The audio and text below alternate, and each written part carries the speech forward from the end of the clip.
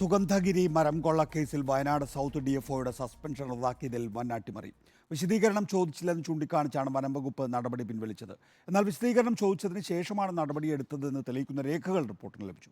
വിശദീകരണം ചോദിച്ചതും അത് റദ്ദാക്കിയതും ഒരേ ദിവസം ഒരേ ഉദ്യോഗസ്ഥൻ തന്നെയാണ്. എന്ത് അടിസ്ഥാനത്തിലാണ് നടപടി പിൻവലിച്ചത് എന്നതിൽ വ്യക്തതയില്ല. Reporter breaking. TV പ്രസാദ് വിശദാംശങ്ങളുമായി. പ്രസാദ്, എന്തൊക്കെയാണ് കൂട്ടിച്ചേർക്കാനുള്ളത്? എന്താണ് സംഭവിച്ചുകൊണ്ടിരിക്കുന്നത്? നികേഷ്, സുഗന്ധഗിരി മരമുറിയുമായി ബന്ധപ്പെട്ട് DFO ഷജ്നയുടെ സസ്പെൻഷൻ ഉത്തരവ് സർക്കാർ 24 മണിക്കൂറിനകം, കൃത്യമായി പറഞ്ഞാൽ 20 മണിക്കൂറിനകം റദ്ദാക്കിയ ഒരു സാഹചര്യമുണ്ടായിരുന്നു.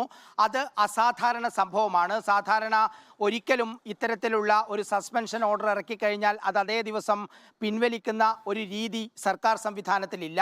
പക്ഷേ ഷജ്നയെ നമുക്കറിയാവുന്നതുപോലെ ലക്ഷദ്വീപ് MP-യും NCPയുടെ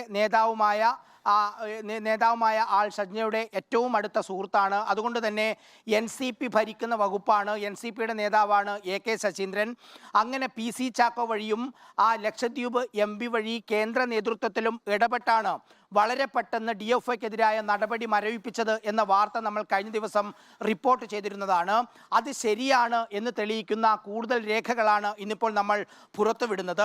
അതായത് സുഗന്ധഗിരിയിൽ മരംമുറി നടന്നത് അവിടുത്തെ ഉദ്യോഗസ്ഥരുടെ ഒത്താശയോടുകൂടിയാണ് എന്ന റിപ്പോർട്ടും കഴിഞ്ഞ ദിവസം നമ്മൾ പുറത്തു കൊണ്ടുവന്നതാണ്. ആ റിപ്പോർട്ടിൽ പറഞ്ഞത് പ്രകാരം DFO മുതൽ 17 ജീവനക്കാരുടെ ഗുരുതരമായ വീഴ്ച അതിൽ ചൂണ്ടിക്കാണിക്കുകയും ആ ഉദ്യോഗസ്ഥർക്കെതിരെ നടപടി എടുക്കണമെന്ന് ശുപാർശ ചെയ്യുകയും ചെയ്തിരുന്നു. ആ റിപ്പോർട്ടിന്റെ അടിസ്ഥാനത്തിലാണ് DFO ഷജ്ന അടക്കമുള്ളവർക്കെതിരെ നടപടിയെടുക്കാനും സസ്പെൻഷനിലേക്ക് പോകാനും തീരുമാനിച്ചത്. സസ്പെൻഷനിലേക്ക് പോകുന്നതിന് മുമ്പായി വനം വകുപ്പിലെ additional principal chief forest conservator Pramod G. Krishnan IFS അവർക്ക് ഒരു വിശദീകരണ നോട്ടീസ് അയച്ചിട്ടുണ്ട്. ഏപ്രിൽ 17-നാണ് ഈ വിശദീകരണ നോട്ടീസ് അയക്കുന്നത്. ഏപ്രിൽ 17 ഉച്ചയോടുകൂടിയാണ് ഇത് ബന്ധപ്പെട്ട ഓഫീസുകളിൽ എത്തുകയും ചെയ്യുന്നത്. അവിടെ നിന്ന് 2-3 മണിക്കൂറിനകം തന്നെ ഈ വിശദീകരണ നോട്ടീസ് പിൻവലിക്കുകയാണ്. നികേഷ്, ഇതിലുള്ളൊരു പ്രധാനപ്പെട്ട കാര്യം, DFOയ്ക്കെതിരായ സസ്പെൻഷൻ ഉത്തരവ് റദ്ദാക്കാനുള്ള കാരണമായി സർക്കാർ പറഞ്ഞത് വിശദീകരണം ചോദിച്ചില്ല എന്നുള്ളതാണ്. വിശദീകരണം ചോദിക്കുകയും ചെയ്തു, വെറും 3 മണിക്കൂറിനുള്ളിൽ അത് റദ്ദാക്കുകയും ചെയ്തു എന്നതിൻ്റെ തെളിവുകളാണ്, അതിൻ്റെ രേഖകളാണ് മെമ്മോയുടെ കോപ്പിയും റദ്ദാക്കിയ മെമ്മോയുടെ കോപ്പിയുമാണ് ഇന്നിപ്പോൾ നമ്മൾ പുറത്തുവിടുകയും ചെയ്യുന്നത്. അതിനർത്ഥം സർക്കാർ ഒരു തീരുമാനമെടുത്ത് സസ്പെൻഡ് ചെയ്യാനുള്ള ഉത്തരവിറക്കിയതിന് ശേഷം സാധാരണഗതിയിൽ വലിയ തരത്തിലുള്ള അന്വേഷണം നടത്തിയാലോ അതല്ലെങ്കിൽ മറ്റ് നിയമോപദേശങ്ങൾ കിട്ടിയാലോ മാത്രമേ അത് റദ്ദാക്കപ്പെടുകയുള്ളൂ. സാധാരണഗതിയിൽ അത് 3 മണിക്കൂർ പോയിട്ട് 3 ദിവസമോ 3 ആഴ്ചയോ കഴിഞ്ഞാൽ പോലും സാധാരണ സർക്കാർ സംവിധാനത്തിൽ നടക്കാറില്ല. പക്ഷേ ഷജ്നയുടെ കേസിൽ, വയനാട് DFOയുടെ കേസിൽ ഉണ്ടായിരിക്കുന്നത് വെറും 3 മണിക്കൂറിനകം ആ സസ്പെൻഷൻ ഓർഡർ, വെറും 3 മണിക്കൂറിനകം ആ വിശദീകരണ നോട്ടീസ് റദ്ദാക്കി എന്നുള്ളതാണ്.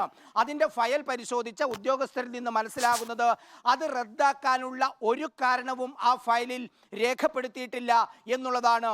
അവിടെയാണ് ഈ അട്ടിമറിയുടെ പ്രധാനപ്പെട്ട കാര്യം. നമുക്ക് ഈ മെമ്മോയിലേക്ക് വന്നാൽ നികേഷ്, ആ DFOയ്ക്കെതിരെ പറയുന്ന പ്രധാനപ്പെട്ട കാര്യം, മരം മുറിക്കുന്ന സമയത്ത് ഡിവിഷണൽ ഫോറസ്റ്റ് ഓഫീസർ DFO ഭാഗത്തു നിന്നും ആവശ്യമായ ഫീൽഡ് പരിശോധന നടത്താതിരുന്നത് മൂലം അനധികൃതമായി മുറിച്ച മുഴുവൻ കുറ്റികളും യഥാസമയം കണ്ടെത്താതിരിക്കുകയും രജിസ്റ്റർ ചെയ്ത കേസുകൾക്ക് ശേഷവും കുറ്റവാളികൾ തുടർന്നും തടി കടത്തിക്കൊണ്ടുപോവുകയും അതുമൂലം 91 മരങ്ങൾ അനധികൃതമായി നഷ്ടപ്പെടാൻ ഇടയാവുകയും ചെയ്തു. ഇത് ഗുരുതരമായ വീഴ്ചയാണെന്ന് മെമ്മോയിൽ പറയുന്നു. മേൽ സാഹചര്യത്തിൽ താങ്കൾക്ക് ഇക്കാര്യത്തിൽ എന്തെങ്കിലും ബോധിപ്പിക്കാനുണ്ടെങ്കിൽ ആയത് മെമ്മോ കിട്ടി 15 ദിവസത്തിനകം സമർപ്പിക്കേണ്ടതാണ് എന്ന് ഈ മെമ്മോയിൽ പറയുന്നു. പക്ഷേ മെമ്മോ കയ്യിൽ കിട്ടി 3 മണിക്കൂറിനകം ഈ മെമ്മോ തന്നെ റദ്ദാക്കുന്ന ഒരു വലിയ സമ്മർദ്ദമാണ് സർക്കാരിലുണ്ടായതും മെമ്മോ പിൻവലിച്ച് പിന്നീട് സസ്പെൻഷൻ ഓർഡറും പിൻവലിക്കുന്ന രീതിയിലേക്ക് കാര്യങ്ങൾ എത്തുകയാണ്. അവിടെ മന്ത്രി വിശദീകരിക്കുന്നത് വിശദീകരണം വാങ്ങിക്കാത്തത് കൊണ്ടാണ് എന്നുള്ളതാണ്. നികേഷ്, ഇതിലൊരു പ്രധാനപ്പെട്ട കാര്യം, സാധാരണഗതിയിൽ ഒരു സംഭവം നടന്നാൽ സസ്പെൻഡ് ചെയ്യുന്നത് തുടർന്നുള്ള അന്വേഷണങ്ങൾക്കുള്ള തെളിവുകൾ നഷ്ടപ്പെടാതിരിക്കാനാണ്.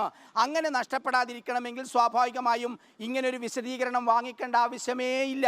ഒരു ഉദ്യോഗസ്ഥനെ നിയമിച്ച അധികാരിയോ അതിൻ്റെ മുകളിലുള്ള അധികാരികൾക്കോ ആർക്ക് വേണമെങ്കിലും ഇത്തരത്തിലുള്ള നടപടിയെടുക്കാം. അവിടെയാണ് വയനാട് DFO ആയ സജ്നയ്ക്ക് മാത്രമായി ഒരു പ്രത്യേക സ്വാധീനമുണ്ടാകുന്നത്, പ്രത്യേക നിയമമുണ്ടാകുന്നത്, ചട്ടമുണ്ടാകുന്നത്. 3 മണിക്കൂറിനകം മെമ്മോ റദ്ദാക്കുന്നു, 20 മണിക്കൂറിനകം സസ്പെൻഷൻ ഓർഡറും മരവിപ്പിക്കപ്പെടുന്നു. ഏറ്റവും ഗുരുതരമായ ഒരു കാര്യം, സുഗന്ധഗിരി കേസുമായി ബന്ധപ്പെട്ട് റേഞ്ച് ഓഫീസർ നീതു അടക്കം 6 പേർ ഇപ്പോഴും സസ്പെൻഷനിൽ തുടരുന്നു.